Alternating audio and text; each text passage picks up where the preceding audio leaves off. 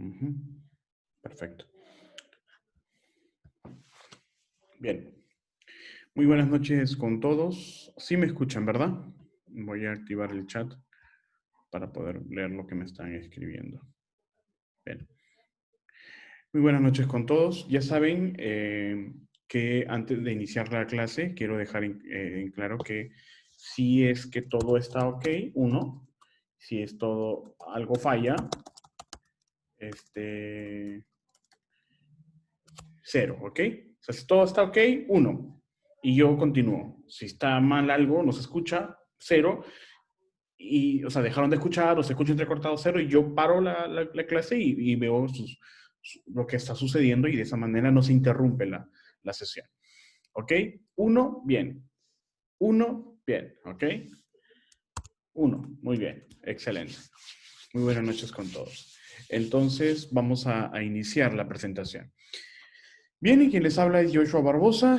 Soy docente e investigador de la Escuela de Medicina de la Universidad Señor de Zipán. Y el día de hoy vamos a hablar sobre búsqueda de información médica en Scopus, EBSCO, HOTS y Science Direct. Estas tres bases son las que se encuentran en la plataforma del campus virtual de la Universidad Señor de Zipán. Entonces, por eso es la justificación de la clase de hoy.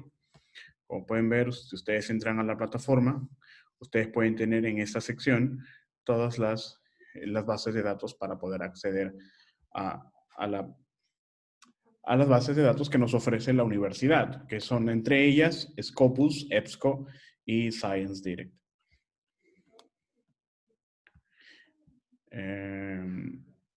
Bien.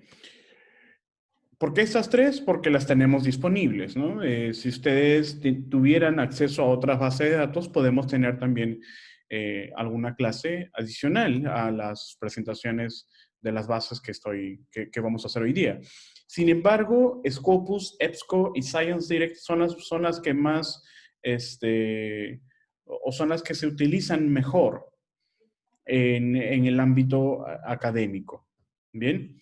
En su universidad, ¿ustedes de qué universidad? La mayoría de ustedes que está aquí vienen de otras universidades, ¿cierto? ¿De qué universidad o escuela pertenecen?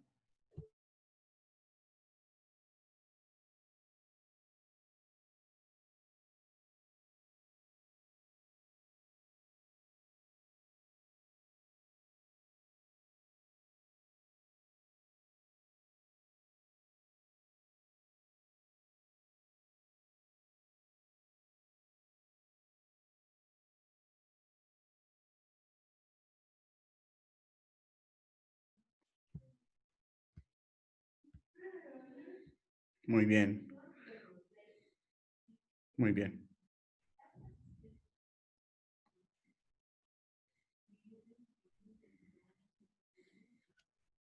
muy bien. Excelente. En la mayoría de las universidades que mencionan, sí tienen acceso a estas bases de datos, ¿no? De hecho, son las que más, son las más utilizadas, ¿no?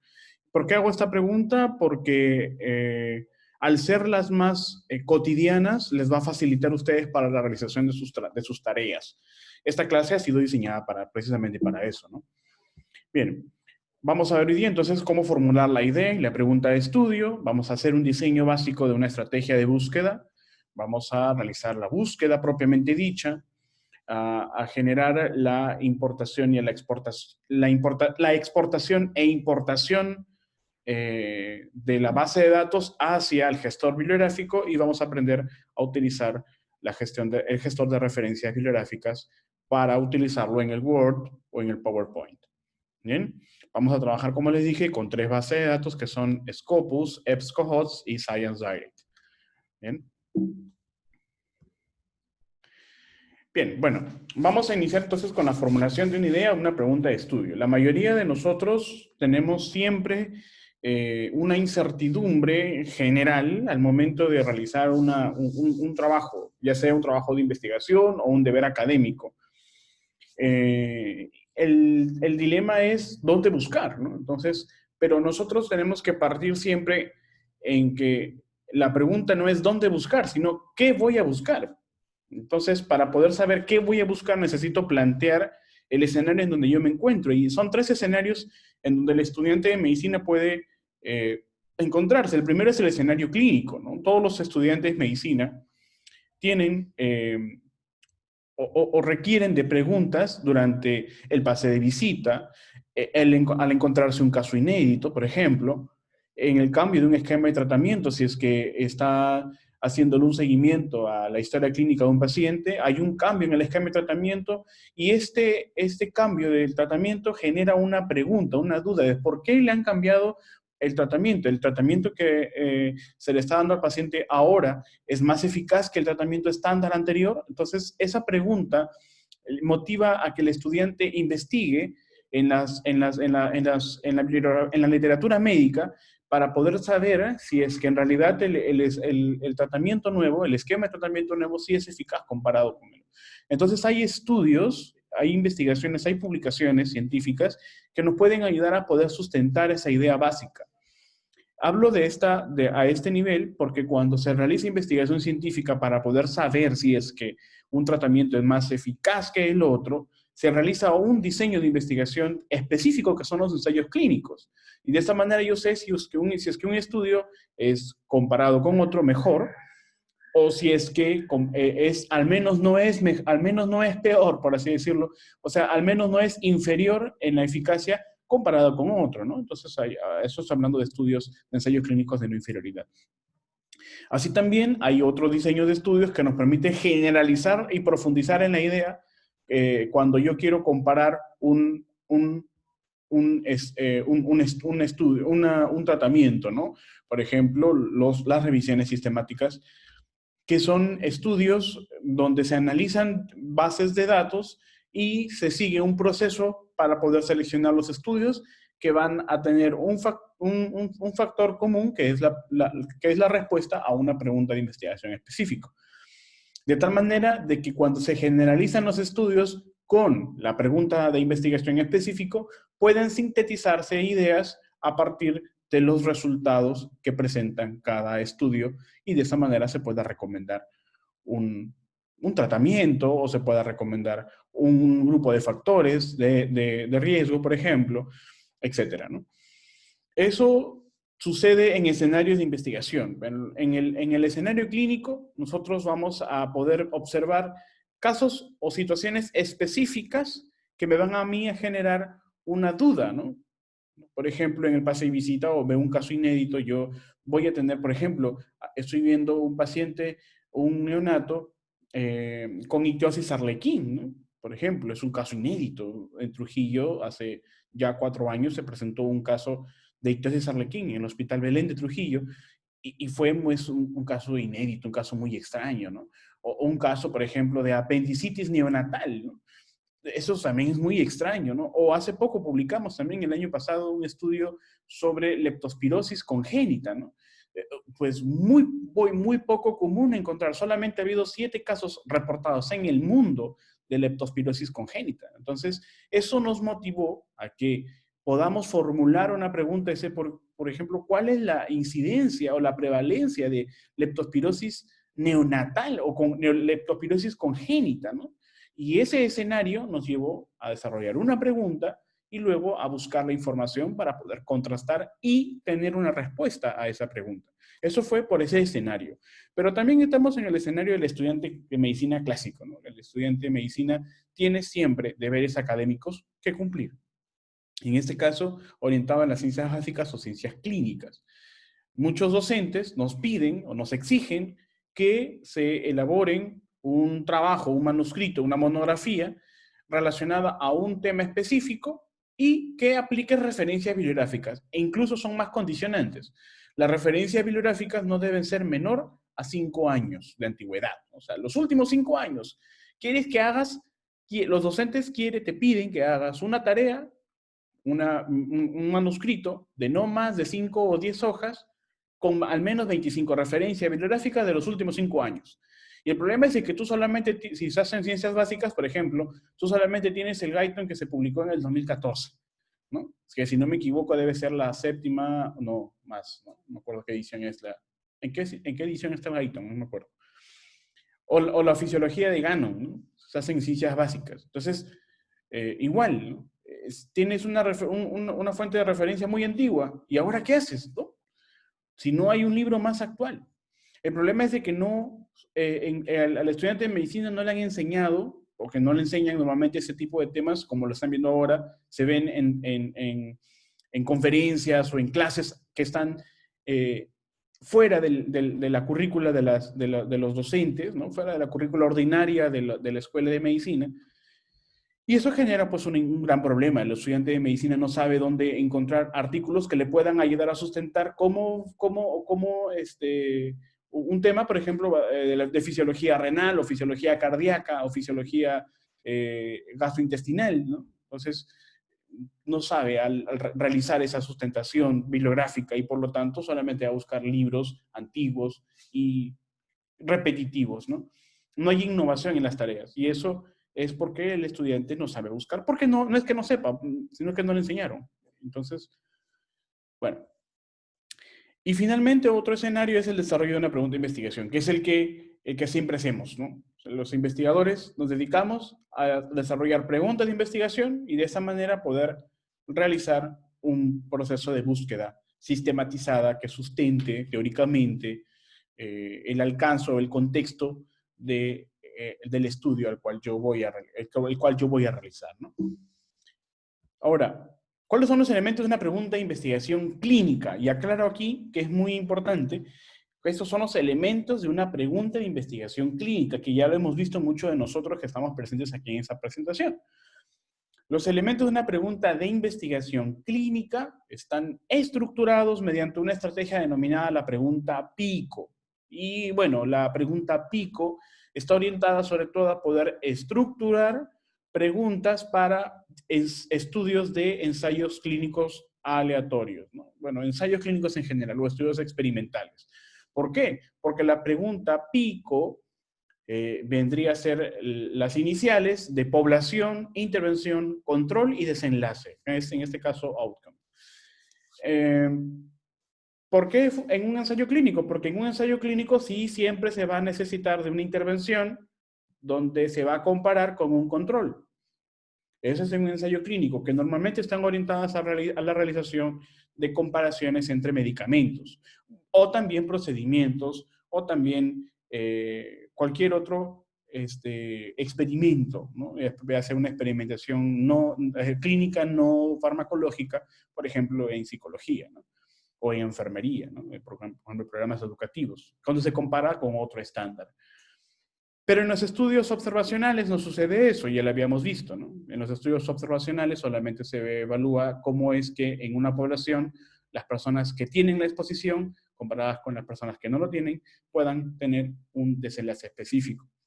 El problema es de que no estamos haciendo esta pregunta de investigación hoy, ¿no? Porque ustedes ya han visto las preguntas de investigación clínica. Ahora vamos a ver los elementos de una pregunta de investigación académica, ¿no? Eso es una forma de denominar al deber académico que yo les había mencionado, ya sea en ciencias clínicas o en ciencias básicas. Tenemos trabajos pendientes y esto lo hemos denominado investigación académica. O sea, una búsqueda de referencias bibliográficas que me permitan sustentar el trabajo que me han dejado para el lunes o para el martes. Entonces necesito tener 25 referencias bibliográficas que me puedan dar un alcance teórico al tema. Entonces hay una estrategia denominada TPA, que es la temática general, la población objetivo, porque obviamente no estamos, si estamos en ginecología, la población objetivo van a ser solamente gestantes o solamente mujeres en edad fértil o mujeres en general, ¿no? O mujeres con cáncer, por ejemplo, estamos viendo oncología ginecológica, ¿no? Etcétera. Si estamos en niño, por ejemplo, si estamos trabajando el tema de ictericia neonatal, solamente vamos a buscar a neonatos, no vamos a buscar a niños o infantes o preescolares, no solamente a neonatos. Esa es nuestra población objetivo.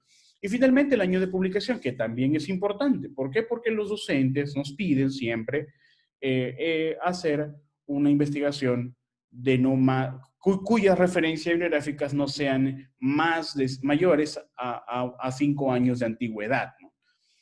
esa es una falacia, en realidad. El hecho de que un estudio sea pasado 5 años no significa que sea menos relevante que otro, ¿no? Los que hacemos o lo que nos dedicamos a hacer revisiones sistemáticas sabemos por qué decimos esto, ¿no? Porque cuando nosotros hacemos una revisión sistemática no nos importa el año, ¿no? De hecho, tomamos todas las eh, todos los estudios desde el inicio de la publicación en la base de datos hasta el día presente en el que se está realizando la investigación o la búsqueda. El problema es de que en algunos casos, como por ejemplo cuando se tratan de tratamientos o de esquemas terapéuticos o de diagnósticos clínicos, por ejemplo, en sepsis, ¿no? Ya sea sepsis neonatal, le digo esto porque mi especialidad es cuidados intensivos neonatales y me oriento mucho a esa parte, ¿no? Entonces, no sé si no se vayan a perder mucho con los temas de, cuando les hable mucho de ejemplos de ese tipo.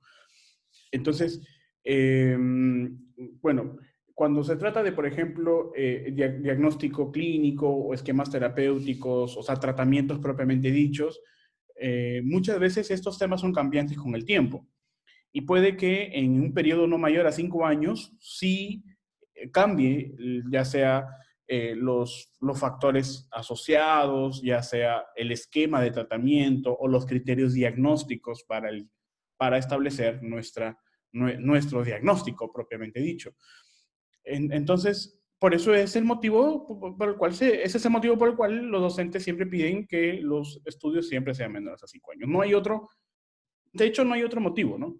Si me preguntan a mí y me dicen, ¿tú pedirías a tus alumnos que sean estudios menores a 5 años? Yo, no, para mí no es importante eso, siempre y cuando la relevancia de la citación sí sea contextual. O sea, el alumno debe aprender a contextualizar la información para colocarla en el manuscrito, ya sea el trabajo de investigación, ¿no? De académica, o sea, de una tarea, porque tampoco es cuestión de copiar y pegar, ¿no? Si estamos hablando de que estamos tratando un criterio diagnóstico, no vas a copiar y pegar los criterios diagnósticos de sepsis del 2005, porque no puede ser, ¿no? O sea, si el último cambio se dio en el 2016 y en el 2018 se volvió a actualizar los criterios de sepsis 3, entonces tenemos que hacer o buscar referencias de no menor al 2018, porque del 2018 para abajo, o sea, anterior al 2018, ya esa información está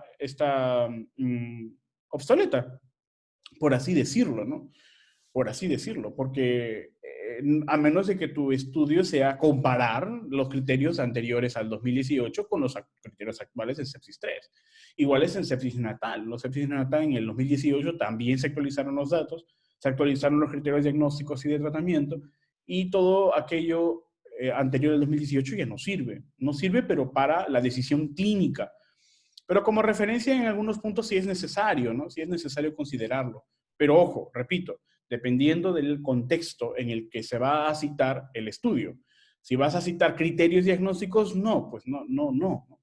Excepto que tú estés considerando hacer mención de que en el 2015 el estudio por ejemplo, de Kumar, mencionaron de que según los criterios tal, se hizo un tratamiento con tal, a tantos pacientes obteniendo tales resultados. Eso es diferente, porque estás contextualizando y termina diciendo, en la actualidad el tratamiento de tal, se realiza mediante tal, y en el estudio en el 2020 se menciona que tal, ¿no? Eso es un ejemplo de redacción contextualizada, o sea, estás contrastando información anterior porque el tema lo amerita, ¿no? Entonces, bueno, miren cómo me traté de ir por esa parte para intentar justificar un esquema o una estrategia para la búsqueda, ¿no?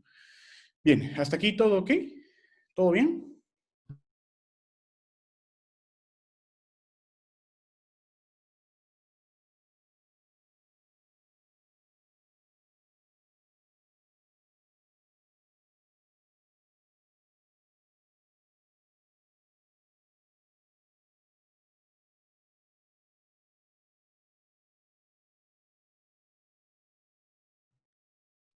Uno, ¿verdad?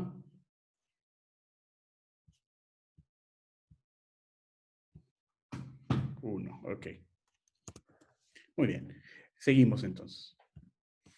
Planteamiento de la pregunta de investigación. Ya lo habíamos visto. Cuando realizábamos una investigación clínica, nuestra estrategia clásica es la pregunta pico, ¿no? Por ejemplo, niños obesos no diabéticos tipo 2. O sea, todo niño obeso que no tenga diabetes tipo 2.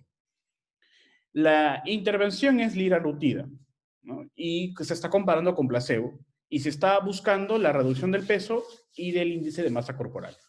Esa es nuestra investigación. De hecho, ya estamos esta semana publicando este trabajo en una revista es una revista sistemática del tratamiento del liraglutid versus placebo en niños y adultos obesos no diabéticos, ¿no? Para evaluar la reducción del peso, del índice de masa corporal y de otros outcomes. De esta manera, al establecer la pregunta clínica, nosotros al establecer la estrategia PICO, derivábamos o inferíamos la pregunta clínica, por ejemplo, en niños obesos no diabéticos tipo 2, el uso del liraglutide es eficaz para la reducción del peso. Esa era una pregunta clínica basada en la estrategia PICO, ¿no? Podríamos tener otras preguntas en función del diseño que yo quiero buscar. Este es un diseño de ensayo clínico. O sea, esta pregunta es para un ensayo clínico. Álvaro me dice si se va a grabar. Sí, sí le estoy grabando, no te preocupes.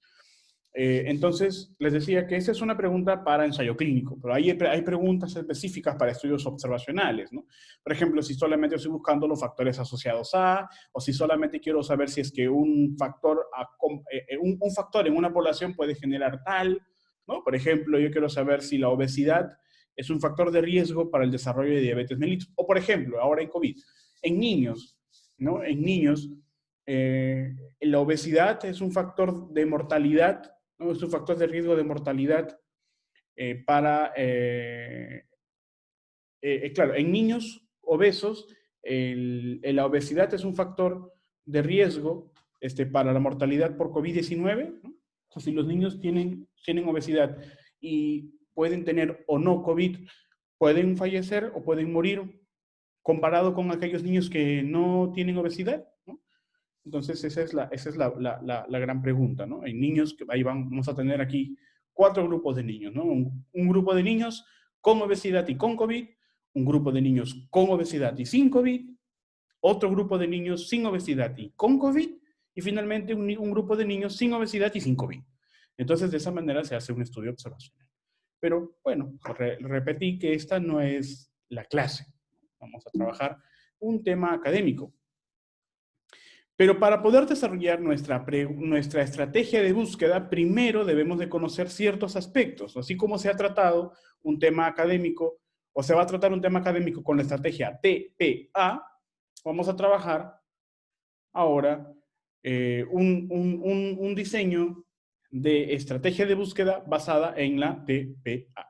Por ejemplo, en la pregunta PICO, nosotros primero deberíamos transformar la pregunta al lenguaje controlado utilizando los tesauros Mesh.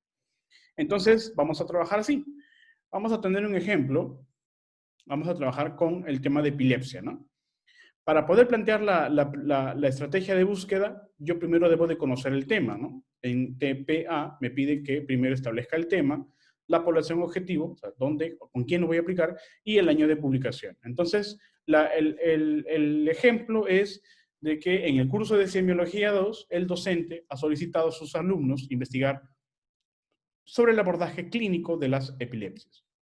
O sea, todas las epilepsias, todas, independientemente de la clasificación. O sea, quiere un abordaje, quiere una monografía sobre el abordaje clínico de las epilepsias, todas.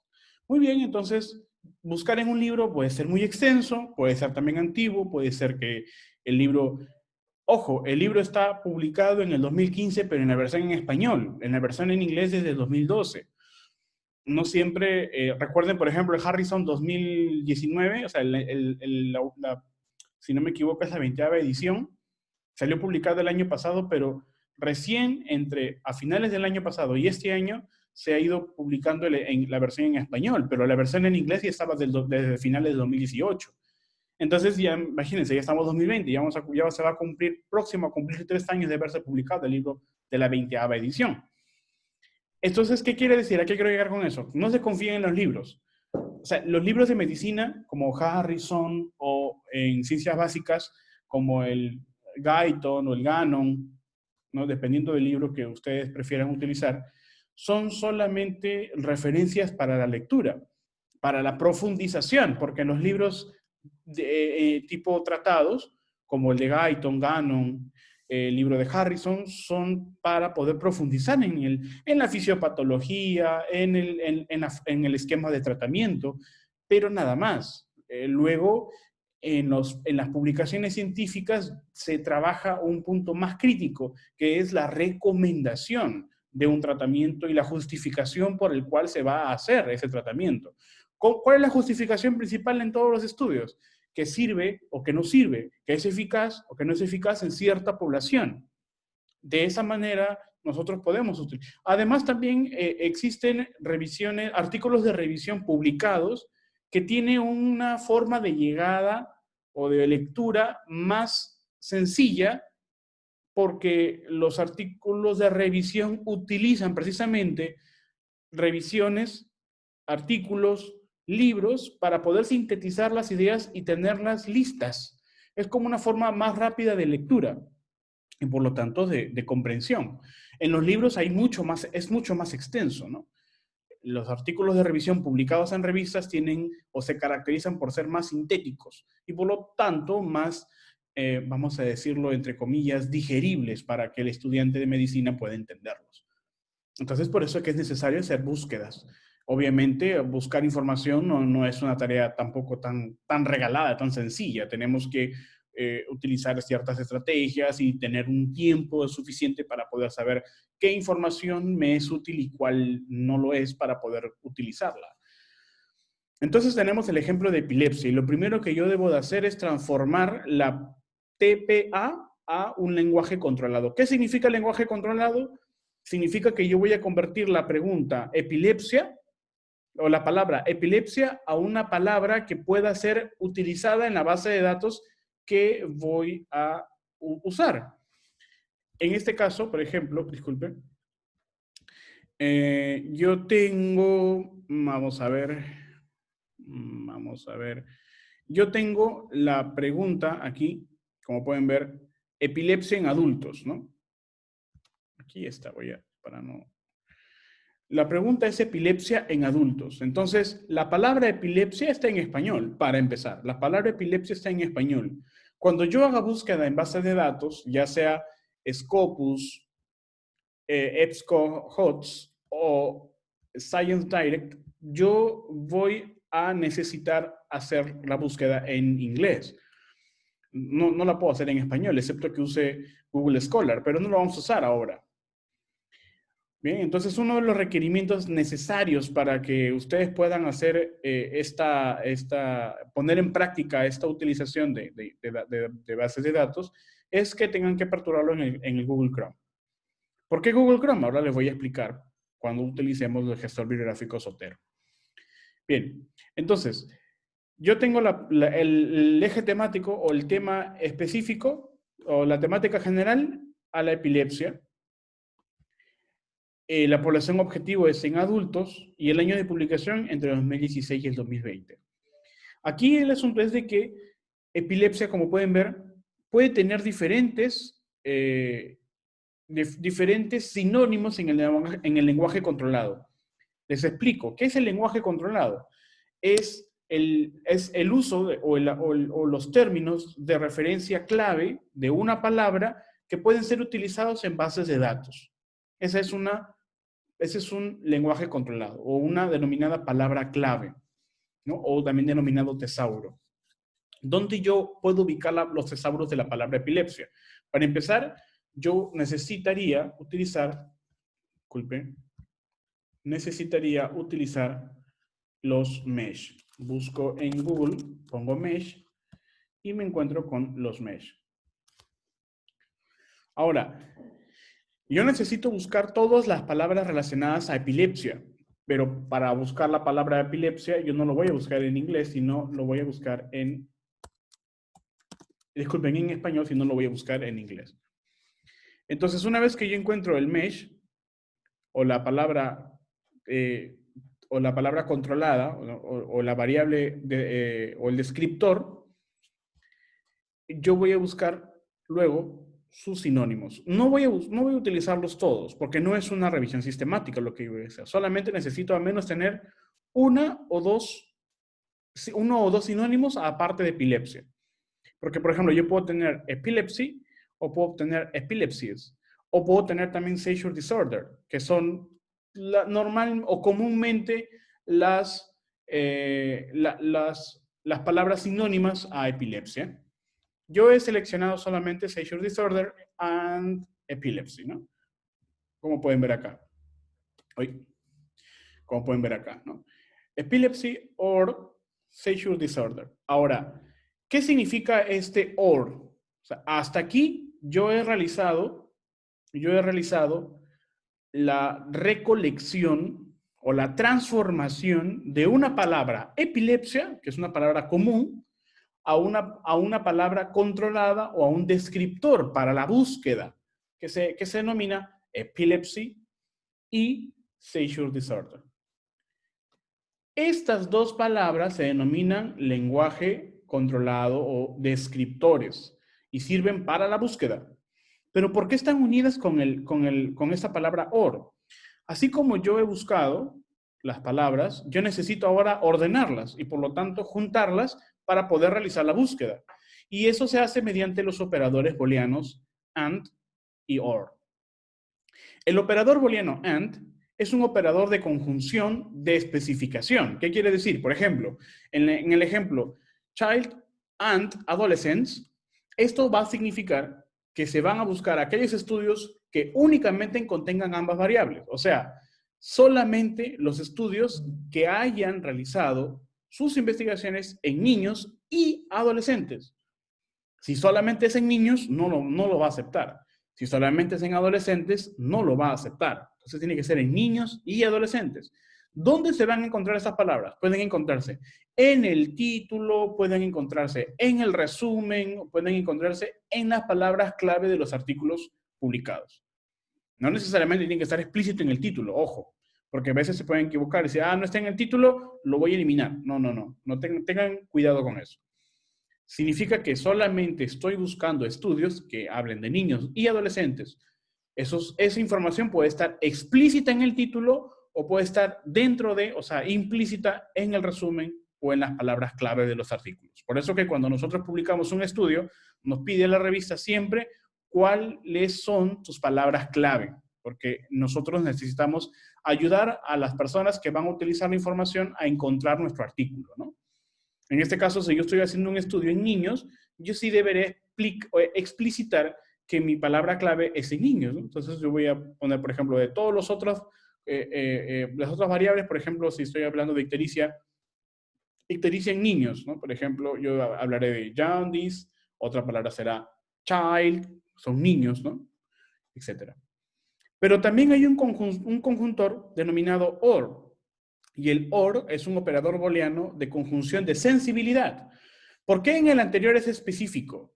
¿Qué quiere decir que sea específico? Que solamente es esta y esta. O sea, los artículos tienen que tener este y este. Y si es específico, significa que va a delimitar los estudios. Y si va a delimitar, significa que vas a obtener menos información. O sea, porque es específica, es limitada. Pero ¿cuándo es sensible? ¿Cuándo se convierte en más sensible? Significa que estás obteniendo mayor cantidad de información. O sea, puede ser child o adolescents. Significa que va a buscar aquellos estudios que contengan ambas variables. O puede ser niños o puede ser también adolescentes. O puede ser cualquiera de las dos. O puede ser las dos. O sea, es por eso de que el operador booleano OR es un conjuntor de sensibilidad. Aquí en el ejemplo, yo estoy, por ejemplo, agregando epilepsy or seizure disorder. ¿Eso qué significa? De que me está buscando como epilepsia y como desorden de convulsión, ¿no? Esa me va a buscar uno o el otro, o ambos juntos. Eso significa de que va a haber más estudios encontrados, porque el operador booleano OR es de sensibilidad.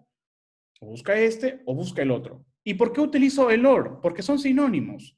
Y lo he encontrado en los mesh, ¿no? Por eso es que yo utilizo el mesh para encontrar algunos, eh, algunos sinónimos. Entonces, recuerden, cuando yo voy a realizar mi estrategia de búsqueda para mi tarea, yo lo primero que tengo que formular es el TPA. Temática, población, año. En la temática ya la tengo. Epilepsia. Muy bien, ahora necesito convertir la epilepsia, la palabra epilepsia, a el lenguaje controlado. ¿Cuáles son esos lenguajes controlados? He escogido solamente dos. Epilepsy y seizure disorder. Nada más. Esos dos términos los he escogido para mi búsqueda. Pero también he agregado otros puntos, ¿no? Por ejemplo, he agregado tratamiento. Aquí debería ser and. Disculpen. Aquí he agregado tratamiento. Vamos a poner acá, está un poco mal. Ya. Aquí he agregado tratamiento y he agregado diagnóstico o diagnóstico. Hoy, disculpen, se va. Voy a ponerlo en rojito esto para que se pueda resaltar. No me gusta que esté a medio hacer. Bien. Yo he agregado tratamiento y he agregado diagnóstico, diagnosis or diagnostic. ¿Por qué? Porque cuando se habla del abordaje clínico, se habla del tratamiento y se habla también del diagnóstico, de los criterios diagnósticos. Entonces, estas dos palabritas siempre las deben utilizar cuando vayan a buscar información clínica específica, ¿no? En este caso estamos hablando de epilepsia. Yo solamente he utilizado estos dos términos y les voy a agregar tratamiento y diagnóstico o diagnóstico. Ahora, la población objetivo, adults. ¿Por qué? Porque como estoy en un curso de semiología que no es de niños, entonces obviamente se buscará solamente en adultos, ¿no? De lo contrario, yo lo voy a tener en una población muchísimo más grande si no lo especifico. Por lo tanto, cuando yo voy a especificar, la palabra clave aquí va a ser and o end, ¿no? Mi palabra clave va a ser end. Y finalmente, el año de publicación, que es entre 2016 y el 2020. Muy bien. Ahora, las bases de datos. Una vez que yo ya tengo mi estrategia, porque esta va a ser mi estrategia, esto lo voy a tener que plasmar en mis bases de datos, yo voy a tener que acceder, ¿no? Dependiendo de cómo tengan ustedes el diseño de su biblioteca virtual, ustedes pueden hacer uso de la misma para acceder a Scopus, Science Direct o EBSCOhost, ¿no? Bien, entonces ustedes mencionaron, ¿qué base de datos tienen ustedes? Ahorita, o sea, ¿qué base de datos tienen ustedes? ¿Tienen Scopus todos para hacer una práctica? Ahorita.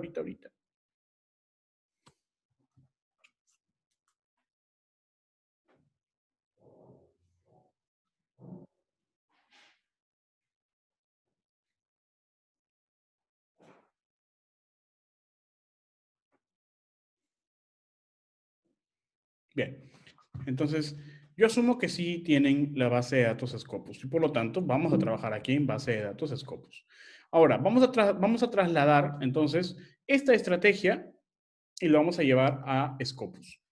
Entonces, para poder acceder a Scopus, yo digo que si yo tengo mi biblioteca de, aquí por ejemplo, yo accedo a través de la biblioteca de la Universidad Señor de Zipán y voy a acceder a la biblioteca Scopus. Entonces se abre. Y esta aparece de esta manera, ¿no? Entonces aquí, como pueden ver, está creada con la de la universidad, ¿no? Ahora, yo puedo crear mi cuenta para poder acceder de manera remota. Puedo mantenerla así, puedo crear mi cuenta y de tal manera de que yo pueda guardar la base de datos o la búsqueda. Puedo simplemente dejarlo así y continuar con el proceso. Vamos a hacer hoy día solamente una búsqueda básica. ¿Bien? Una búsqueda básica. Entonces vamos a trasladar. Vamos a trasladar la palabra epilepsia o seizure disorder. Si se dan cuenta, la palabra seizure disorder tiene unas comillas. ¿Por qué tienen las comillas? Porque si ustedes lo agregan a la base de datos y no le colocan las comillas, la base de datos va a reconocer como seizure y como disorder.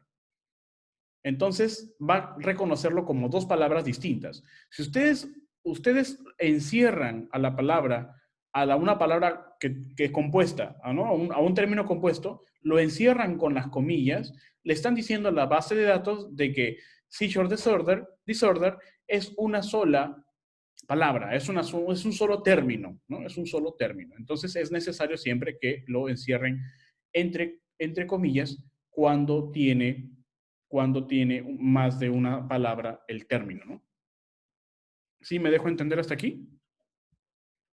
Entonces vamos a trabajar. Ahora, como se trata de un término en específico, vamos a poner, por ejemplo, epilepsy,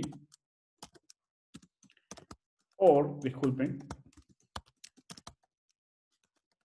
seizure disorder. ¿Por qué le pongo acá el or? Porque se trata de una misma palabra y con sus sinónimos, o sea, epilepsy or seizure disorder. Ahora voy a dar clic aquí en el más para agregar la siguiente palabra, que en este caso va a ser and treatment, ¿no? And treatment. Y voy a volver a agregar para agregar mi siguiente palabra que es diagnosis or diagnostic. Como pueden ver aquí en la estrategia, ¿no?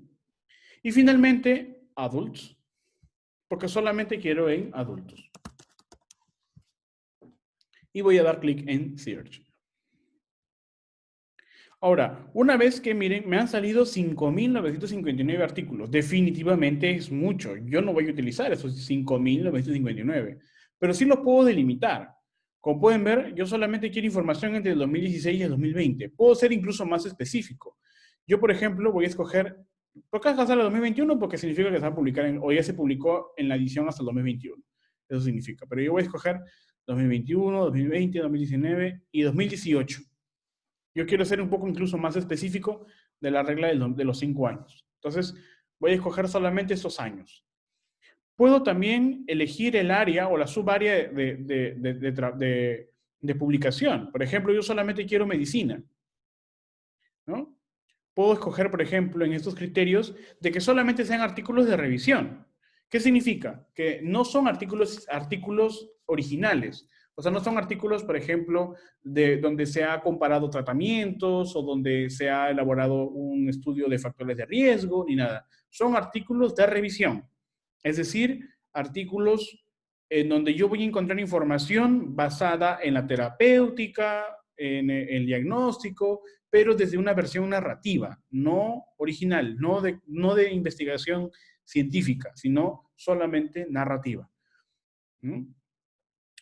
O vamos a ver, por ejemplo, yo puedo también elegir el lenguaje, puedo, por ejemplo, colocar inglés y español y luego limitarlos. O sea, solamente me va a escoger esa información. Y ahora se ha reducido a 75 documentos, ¿no?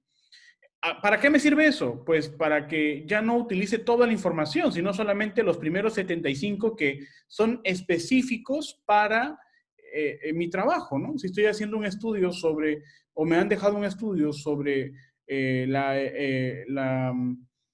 abordaje terapéutico clínico de la epilepsia, entonces yo necesito tener información que me pueda ayudar a contrastar. ¿Los libros son útiles? Sí son útiles y me pueden ayudar a poder tener un orden en mi manuscrito o en mi monografía o en mi tarea. Solamente un orden, pero nada más, ¿no? Y yo necesito de información valiosa que se encuentra en los definitivamente artículos de revisión. Para eso me sirven los artículos de revisión. Y miren, si voy entrando, yo voy dándole acá, por ejemplo, ¿no? Miren, epilepsia y granulopatías del adulto y en la infancia hasta la adultez, ¿no? Dice, ¿no?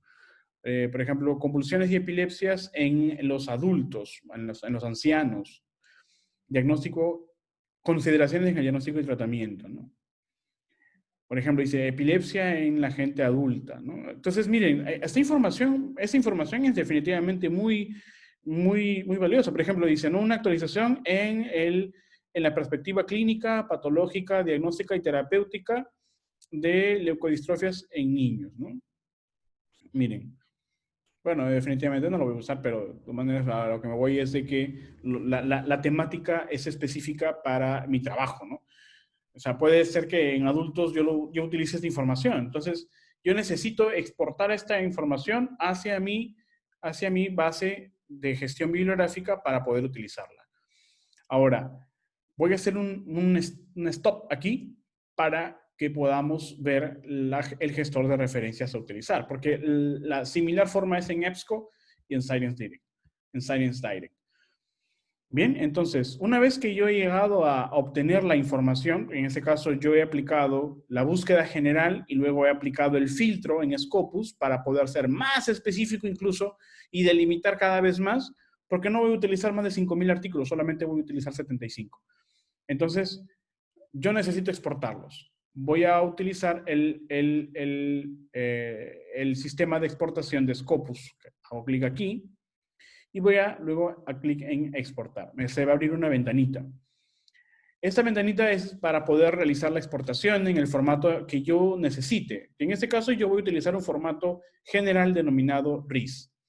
Y le voy a dar clic a todas las opciones. ¿Para qué? Para que cuando yo lo exporte, se exporte con todas la información de los artículos que yo acabo de encontrar. Y le voy a dar clic en exportar. Y se va a cargar en la tableta de descargas de Google Chrome.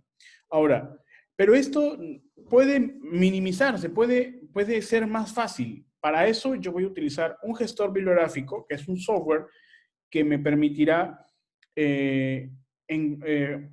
gestionar mis referencias bibliográficas denominado Zotero. Zotero es un software que ustedes pueden descargar gratuitamente, pueden registrarse gratuitamente también e instalarlo en sus computadoras. Ustedes pueden descargarlo en Mac o en Windows o si utilizan Linux, en Linux. Yo voy a, por ejemplo, en este caso yo tengo Mac y por eso solamente sale la opción. Si ustedes tienen Windows, hacen clic aquí, ¿no? Y les baja el programa en Windows. Ahora, ¿cómo se utiliza? ¿Cuál es la interfaz? Sencillo. Vamos a la interfaz. Una vez que se descarga, ustedes lo instalan. Ojo que es preferible que durante la instalación tengan cerrado el Word. Bien. Una vez que se instala, ustedes pueden optar por esta opción. Normalmente cuando se instala, automáticamente se carga en el Microsoft Word, se carga el Zotero, se carga el parche, eso, por así decirlo. ¿Y cómo se ve en el Word? Aquí aparece Zotero, como pueden ver. ¿Sí lo pueden ver? Confirmen, por favor, si pueden ver la pestaña de Zotero aquí en el Microsoft Word. Debería aparecerles a ustedes también si es que ustedes ya han instalado Zotero. ¿Qué pasaría si no les aparece? Porque puede ser que tampoco aparezca. Algunas veces puede suceder eso, dependiendo sobre todo del año del Word que tengan ustedes en sus computadoras. Si es que tienen el Word menos del 2017, posiblemente tengan problemas. Pero si no aparece,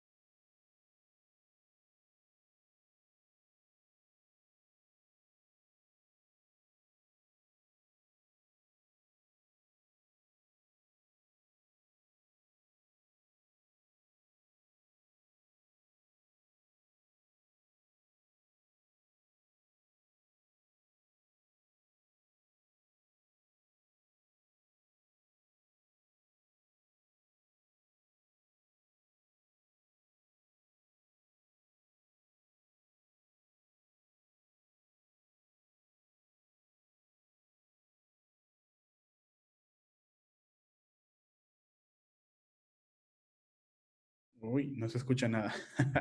Lo tenía el audio apagado. A ver, ¿desde qué punto no se escuchó? Desde que dije si tenía Zotero, ¿no? A ver, no sé en qué parte me habrán... ¿Cuál fue el último que me escucharon para poder repetir nuevamente? Les pregunté si tenían... Ah, ya.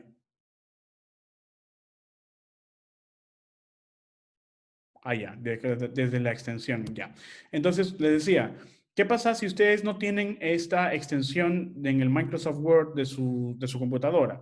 Van a herramientas, van a complementos, les aparece Zotero Word for Windows Integration y les va a salir acá Enable, si es que no lo tienen instalado. Si es que aparece como Disable y no está instalado, hacen clic en Disable, vuelven a hacer clic en Enable y reinician su computadora.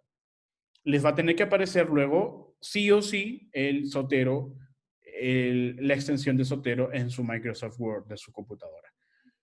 Si ustedes tienen el Microsoft Word 2007, ahí sí no sé, es demasiado antiguo. Tienen que comprarse o descargarse la versión más actual, que es ya 2020. Creo que yo tengo el Word, a ver, yo tengo el Word 2020. Sí, es este 2020. Bien. Listo. Entonces, ¿comprendido hasta aquí? Cuando ustedes descargan el Zotero, esto obviamente no les va a aparecer, ¿no? Como pueden ver acá, aquí mi Zotero tiene ya algunos artículos que he descargado, porque lo he utilizado en otras ocasiones. Pero a ustedes les va a aparecer en blanco. Lo primero que tienen que hacer sí o sí es registrarse en la misma página de Zotero, disculpen. En la misma página de Zotero ustedes tienen que registrarse. Entonces van a Login o Register y en Register tienen que registrarse, ¿no? Registrar todos los pasos y seguir así. ¿Bien? ¿Por qué? Porque cuando ustedes utilicen el Zotero, tienen que sincronizar su cuenta, ¿no? Van a Zotero, en preferencias, y en su cuenta, en sincronización, tienen que activar su cuenta aquí para que puedan utilizarlo siempre y puedas actualizarse su carpeta en su computadora. Y te lo tengan también online. ¿Hasta aquí todo bien? ¿Todo comprendido? ¿Sí? Por favor, confirmen si se comprendió. Ya vamos entonces todos los pasos. Primer paso, como han visto en las diapositivas, primer paso, ubicar la temática, ubican el tema de búsqueda y agregan siempre treatment y diagnosis o diagnostic. ¿Por qué? Porque estamos hablando del tratamiento, o sea, abordaje clínico, tratamiento y diagnóstico. Siempre, siempre, siempre, siempre, siempre. Esto es solamente para una tarea. Para investigación no tiene nada que ver, ¿ok? Para investigación clínica, para investigación científica no tiene nada que ver. Eso es para el desarrollo de una tarea. En este caso, mi tarea es sobre epilepsias. En general, ya ustedes en la lectura particular de cada estudio pueden ir más específico con la información. Muy bien. Entonces, seguimos. Esto les va a aparecer en blanco. ¿Qué es lo primero que deben hacer cuando han instalado y han abierto Zotero? Tienen que abrir una nueva colección. La nueva colección en este caso se va a llamar epilepsia. Epilepsia. Entonces va a aparecer así. Y lo dejan tal y como está. Ahora, van nuevamente a su Google Chrome y acá van a poner... no, disculpen. En la misma plataforma de Zotero, cuando ustedes han descargado Zotero, en la misma plataforma de Zotero les da la opción de integrar Zotero con su Google Chrome, donde dice Zotero Connector. Y donde dice Install Chrome Connector, hacen clic aquí y les lleva a las extensiones de Zotero. En este caso a mí me sale eliminar porque yo ya lo tengo instalado, ¿no? Vamos a hacerlo así para que aparezca. Vamos a eliminarlo y ahora les va a aparecer así, agregar a Chrome. Agregan y luego se agrega la extensión en su ventanita. Yo lo voy a poner acá, lo voy a correr adelante porque si no, no lo voy a ver y quiero que ustedes lo vean. Les va a aparecer así. Miren, ahora, si a ustedes les aparece esta libretita, esta hojita en blanco con una rayita, significa que no tienen nada para exportar. Pero si ustedes van a la sección de donde han descargado, donde han buscado la información en Scopus, miren, esta libretita, esta hojita, se va a llenar y se va a se va a convertir en una carpetita. Vamos a darle un tiempo. Y esta hojita se va a convertir en una carpetita. Bien, vamos a darle un tiempo que cargue.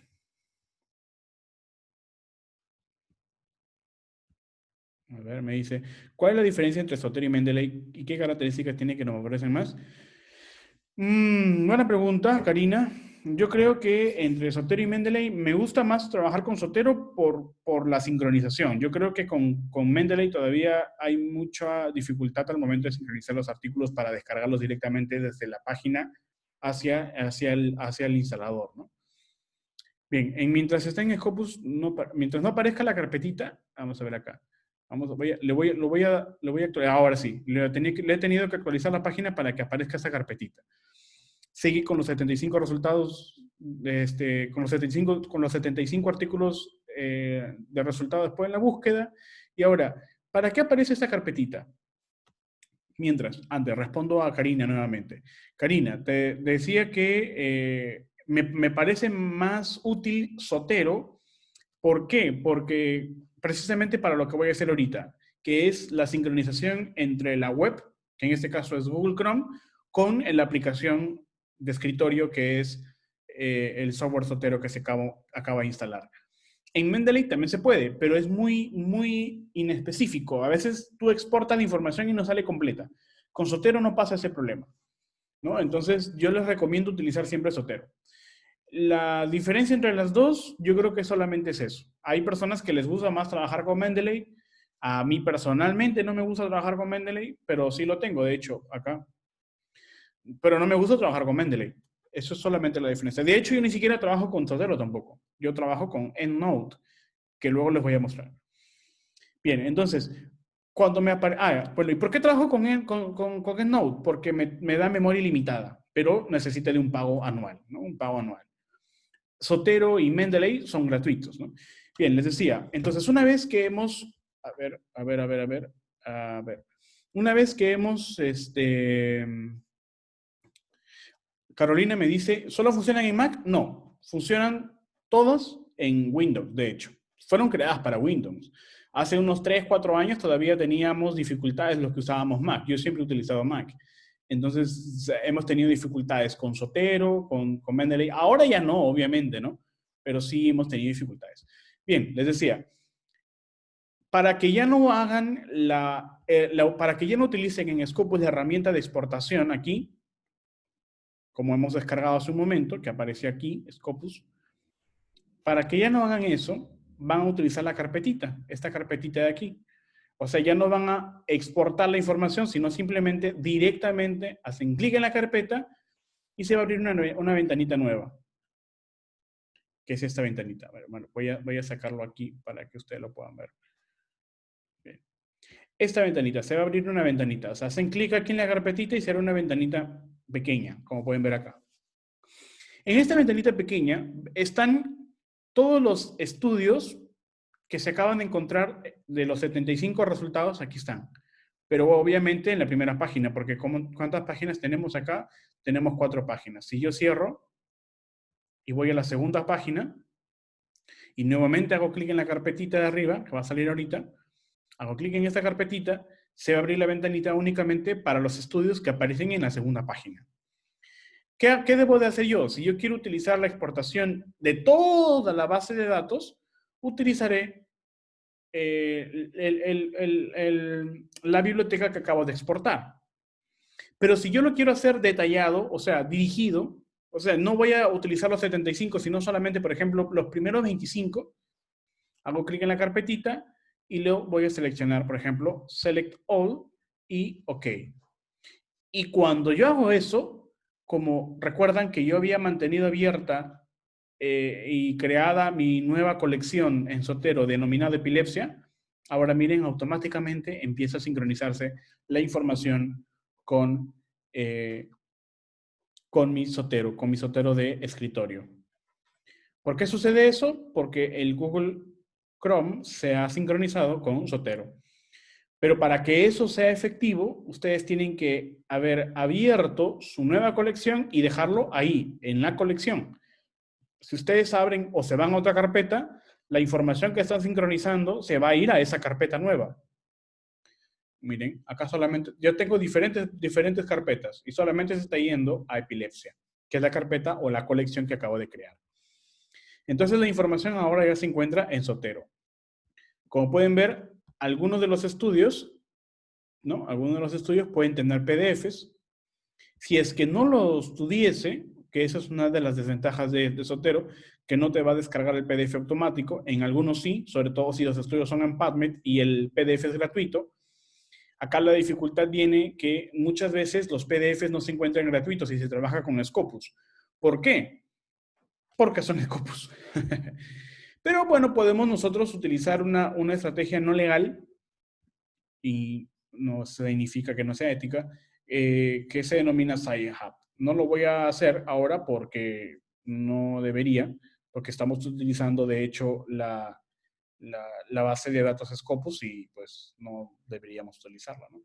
Pero bueno, entonces ya les dije qué podían hacer, qué opciones tendrían, ¿no? El asunto es de que yo solamente voy a utilizar la información que está aquí para poder utilizarla en mis referencias bibliográficas de mi trabajo. Ahora, si yo quiero buscar el PDF, yo puedo hacerlo de manera manual directamente. ¿Cómo? Copio el título del trabajo y lo busco y lo googleo. O si es que en este caso Scopus el Scopus nunca te permite descargar el PDF directamente. Eso es un problema lamentable con la base de datos Scopus, porque no puedo yo descargar el PDF, ¿no? Pero ya saben, hay otras formas que no las voy a hacer para ubicar el PDF si es que no los tengo a mano, ¿no? La primera opción es descargarlo con el Zotero. Voy a buscar el PDF disponible y empiezo a buscar. Y bueno, lo encontró. El PDF lo encontró. El PDF estuvo gratuito, ¿no? Estuvo gratuito. Muchas veces nos sucede eso, ¿no?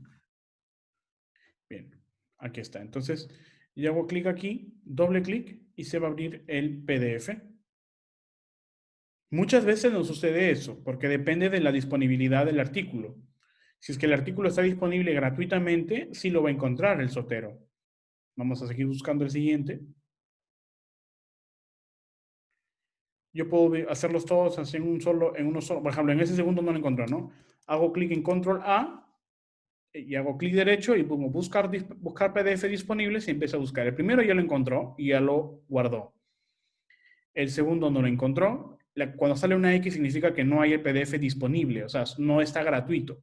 Y ya ustedes saben cómo poder hacerlo para ubicar el PDF y jalarlo nada más, ¿no? Agarran, ¿cómo hacen? Lo jalan, abren el PDF, por ejemplo, aquí, van donde está el clip y hacen adjuntar enlace a archivo.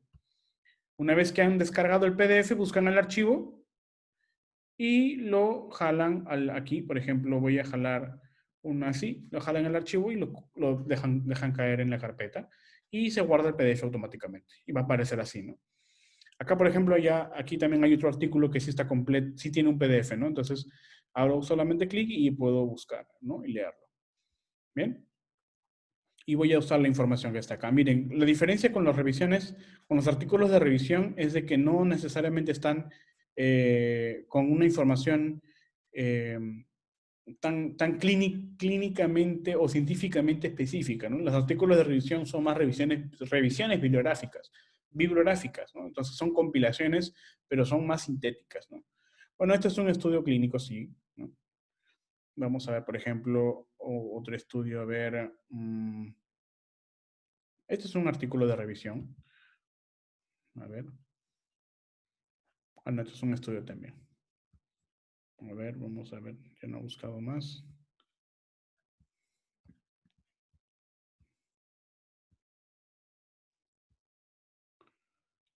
A ver, cirugía para la epilepsia. Esa es una revisión Cochrane, ¿no? Bueno, coincidentemente ha salido de que todos los estudios que se han descargado son No son artículos de revisión. Dice, un adulto familiar con epilepsia mioclónica. A ver, vamos a ver aquí. Miren, este es un estudio, este es un artículo de revisión, por ejemplo. ¿Cuál es la diferencia con los otros? Que en los otros sí hay datos de comparación clínica o científica, ¿no?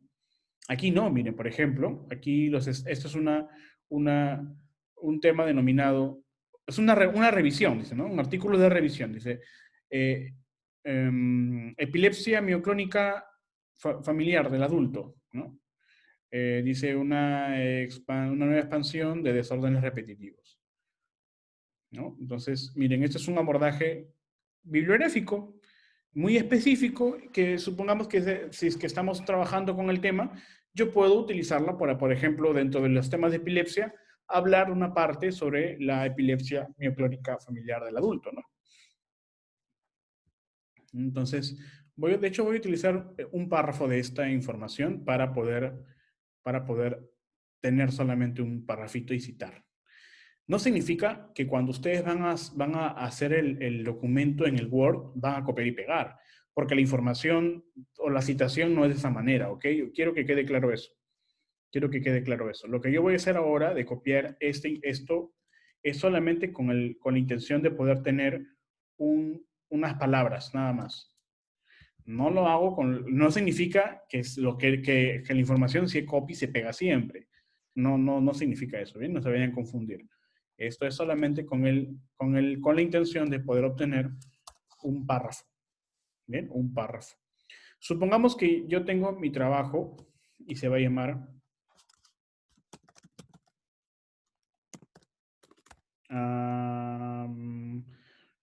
sí, un anaphrasal.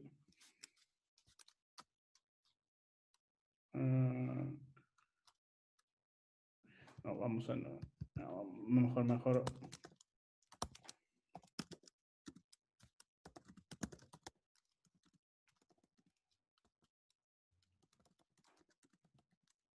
Por ejemplo, este es el tema de mi estudio.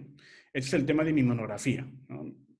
Y le voy a poner todo en Arial, ¿no? En 2.0.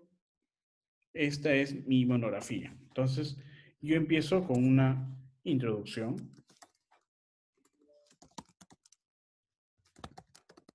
¿No? Con una introducción. Con un background, ¿no? Entonces, este es mi tema. Yo empiezo a describirlo.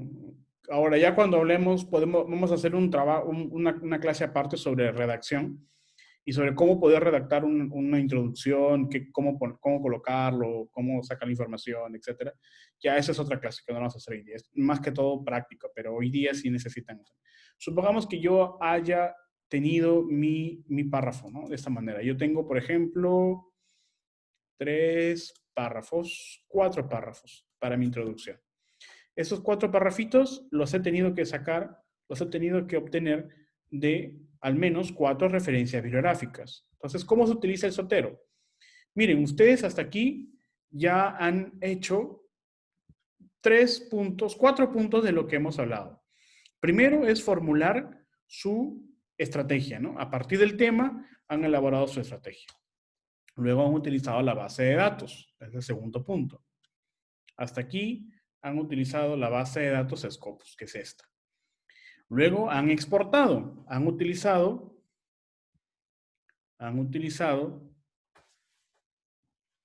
la base de datos Scopus, han utilizado los filtros, han utilizado el material de exportación o utilizado directamente el Zotero Connector with Google Chrome, ¿no? Que es esto, ¿no? Entonces directamente han utilizado la carpetita de exportación, que es esta, y han mandado su información a su software de escritorio Zotero. En su software de escritorio Zotero, en su nueva colección o su nueva carpeta o nuevo folder, ya tienen las referencias que van a utilizar en su artículo o en su manuscrito o en su tarea. Entonces, asumiendo que ustedes hicieron todos esos procesos, han redactado este primer parrafito, que es el primer parrafito de su tarea, ¿no? Este primer parrafito implica entonces de que el primer párrafo de su introducción lo han tenido que sacar de un artículo. El segundo párrafo de su introducción a de otro artículo o de otros artículos. El tercero igual y el cuarto igual, ¿no? Obviamente que cada párrafo se ha escrito, lo voy a poner acá así, cada párrafo se escribe y se cita. No esperen a copiar y pegar y luego citar. Eso no es correcto. Se escribe y se va citando. Por ejemplo, aquí ya terminé, ¿no? Aquí ya terminé. Voy a copiarlo, voy a dejarlo así para que parezca que lo estamos haciendo nosotros. A ver. A ver. Ya, voy a copiar esta información así. Entonces queda aquí, ¿no? Entonces yo he escrito todo esto, tac, tac, tac, tac, tac, tac, y lo he terminado de escribir. Ahora necesito citarlo, porque esta información, este constructo, lo he sacado solamente de este artículo, de Young. Entonces, en mi Word, voy a Zotero y voy a Add Edit Citation. Cuando yo abro por primera vez el Zotero, me sale así, y espero utilizar Vancouver. Clic en OK y ahora voy a escribir a Jan. Y busco el artículo, que en este caso justo es este, y doy clic en Enter y aparece el número 1. El número 1, ¿por qué? Porque es la primera cita. Entonces ahora me falta escribir mi segundo parrafito, que es este parrafito. Entonces tecleo mi segundo parrafito y este segundo parrafito se ha extraído de otro artículo. Supongamos del artículo de Mochizuki. Entonces, nuevamente voy a mi Word, agregar citación y pongo Mochizuki. Aquí está. Clic, Enter. Y hasta el número 2. Pero, ¿qué pasó? Si justo yo estoy agregando aquí y agrego otro texto dentro de mi párrafo, porque al final, supongamos, haya terminado mi trabajo y tuve que agregar otro artículo. Entonces hago el espacio aquí y nuevamente voy a APRA. Entonces hago clic aquí y pongo APRA. Justo era este, Enter. Y ahora el que era 2 aquí ya no es 2, sino ahora es 3 y aquí es 2. Y listo. Y continúo citando y haciendo mis parrafitos, ¿no? Esto es, obviamente, es grandísimo para las personas que hacemos trabajos constantemente, que somos los estudiantes de medicina, y que necesitamos tener constantemente referencias actualizadas. Entonces, no me dejará mentir que es una herramienta, además de importante, necesaria y sobre todo relevante para la autorización de trabajos. Ahora, eso no es todo. En diapositivas también se puede utilizar. Por ejemplo, yo tengo esta información. Ahora, mire, yo tengo esta información. Yo justo, supongamos que esta parte de esta diapositiva la he extraído la información del artículo de... Ojo, tengo que tener abierto mi Zotero. Supongamos que de esta parte, de mula. Ya, entonces yo necesito sacar la información y colocarla acá en mi diapositiva. Solamente hago clic en el Zotero y jalo la información y lo pongo acá. Y ahora, si se dan cuenta, mi diapositiva ya tiene una cita bibliográfica. Lo único que me queda es aquí darle su formatito. Voy a ver aquí. Entonces voy a ponerle el número 8 y lo jalo bonito. Ya tengo. Y mi diapositiva también está citada. Cuando ustedes hagan sus presentaciones, van a poder utilizar Zotero en su PowerPoint y de esa manera tener sus referencias al pie de cada diapositiva. 20 en su calificación. ¿Bien? Muy bien. Ahora, en EBSCOhost y en Science Direct funciona de manera similar. Ustedes hablan en campus virtual, EBSCOhost les va a aparecer de esa manera y ustedes tienen la opción de base de datos multidisciplinarias. Esta no la utilizamos o Dynamet. Yo les sugiero utilizar Dynamet sí o sí, siempre, porque en Dynamet está la información tipo up-to-date, ¿no? Que si ustedes conocen qué significa up-to-date, lo van a poder utilizar. Pero en este caso no vamos a usarlo ahora. En base de datos multidisciplinarias, abren clic aquí y se abre la carpeta de EBSCOhost, ¿no? De EBSCOhost. Ahora, miren, acá hay un problema con EBSCOhost, que la base de datos de EBSCOhost es una base de datos grande, que no necesariamente es útil para todas las bases de datos. Entonces yo solamente voy a deseleccionar todo y voy a quedarme solamente con Medic Latina y con eBook Collection. ¿Por qué? Porque es solamente lo que voy a utilizar. Los demás no tienen nada que ver con medicina. Entonces, aceptar. Y ya.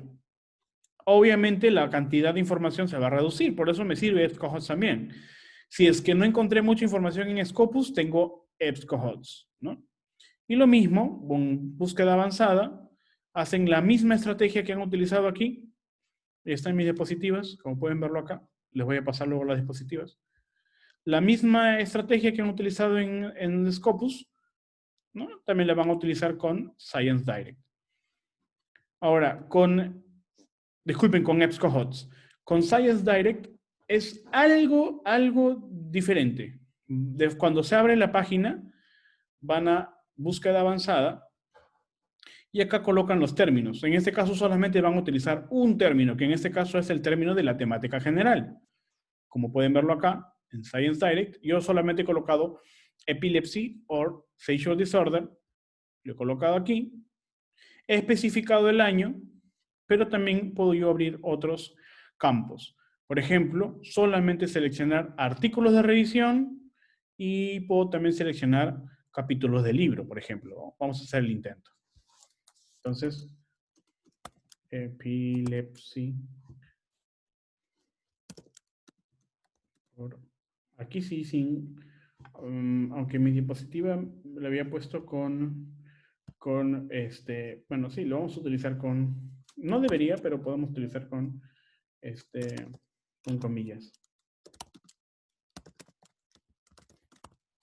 Da casi lo mismo. En el año no lo voy a poner acá porque lo voy a poder utilizar dentro de la misma plataforma. Obviamente aquí cuando yo hago la búsqueda me salen muchísimos más resultados.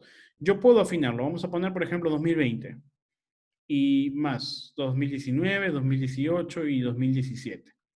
Obviamente ya se redujo a 8.549 resultados. Puedo ser más específico, a ver. Bueno, tipo de la publicación, nada más. Bueno, es obviamente muchos más resultados. Pero miren, la novedad es de que sí puedo también utilizar la carpeta de Zotero. Y acá sí todos o casi todos son artículos de revisión. Por ejemplo, a ver, vamos a ver qué me puede servir. A ver, aquí, por ejemplo, epilepsia, diagnóstico, clasificación y tratamiento. Por ejemplo, este capítulo del libro, bueno, puede encontrarse como que puede que no, dependiendo del acceso a la biblioteca de la base de datos que ustedes tengan. Solamente eso me va a servir. Le voy a dar clic en OK. Y automáticamente se va a mandar solamente a mi carpeta de Zotero. Y yo abro y aparece acá, ¿no? Vamos a ver si aparece no tiene el PDF, voy a buscarlo. Vamos a ver si lo podemos encontrar, ¿no? Buscar PDF disponible. Vamos a esperar a ver si sale. Puede que sí, puede que no. Y si no, lo tendré que googlear. Bien. Vamos a ver, vamos a esperar. No salió. Bueno, qué pena. Le queda googlear. Ya saben qué hacer. Voy a la siguiente página. Ahora vamos a ver nuevamente mi carpetita. Y sigo buscando. Asociación. Bueno, acá es un estudio de revisión, es un metaanálisis. Entonces, sí me sirve la información también, obviamente. No solamente van a utilizar artículos de revisión, pero si ustedes tienen una tarea que es urgente y que quieren tener información rápida, es preferible mejor no utilizarla. Porque si es que no saben cómo contrastar la información de literatura científica hacia un texto de académico, entonces mejor no hacerlo y utilizar solamente artículos de revisión. Yo les sugiero eso, ¿no? Ya saben qué son los artículos de revisión. Son artículos así, como muy similar a la monografía que ustedes están haciendo ahora. Ese es un artículo de revisión. Obviamente que ustedes hacen una monografía para la presentación de una tarea y los artículos de revisión son similares a la monografía, ¿no? Elaborada por personas expertas o estudiantes de medicina también, pero que son publicados. Esa es la diferencia, ¿no? Ustedes hacen una tarea, pero que solamente el profesor lo va a evaluar, o sea, no se va a publicar, excepto que quieran publicar. Lo adaptan a las normas de la revista y lo envían a una revista. Bien, entonces yo creo que hemos abordado Scopus, EBSCOhost y Science Direct de una manera, creo yo, efectiva. Creo yo, quiero creer, espero sus comentarios y evaluaciones. Si ustedes también este video grabado, entonces pueden hacer los comentarios para que podamos retroalimentar si tienen alguna duda. Gracias. Voy a parar la grabación.